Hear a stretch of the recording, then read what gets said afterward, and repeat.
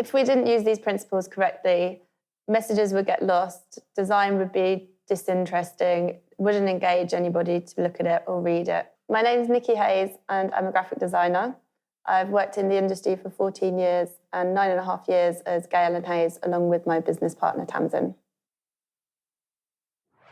As design principles, alignment is to do with the organisation and arrangement of elements, and proximity to do with the spatial arrangement of elements.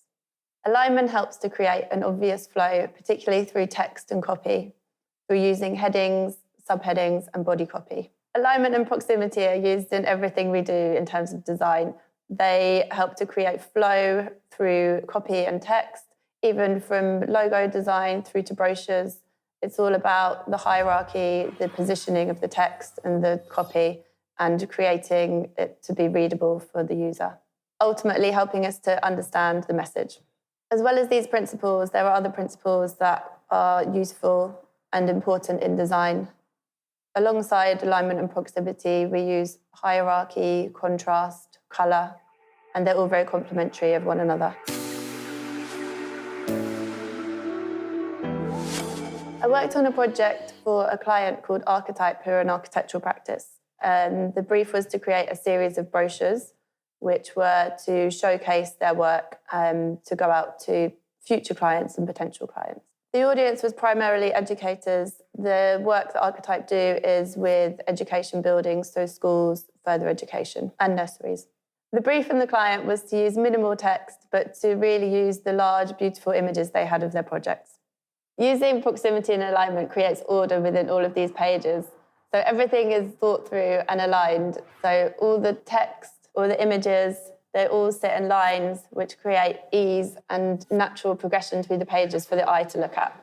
The organisation of all the elements on every page, through from the headers, the subheaders, the body copy and the images, helps create a natural order to the pages and an ease for the eye to read through and make sense of the information. So using this grid structure allows for quite a rigid setup, but also to explore different column widths, different heights of images, and various things to create different looks for every page as well. No page looks the same. This is the final page in the brochure, and it focuses on one final image, the main company logo, and just contact details. So using hierarchy of text, and then the selected awards in pull-out boxes so that they're all visible. The text is broken up, so it's not just one solid stream of text, but you can pick and choose, and it makes it more attractive to look at and more engaging for the reader. This piece is much more engaging to read, creating hierarchy between the text, using pull-out bits of text, headings.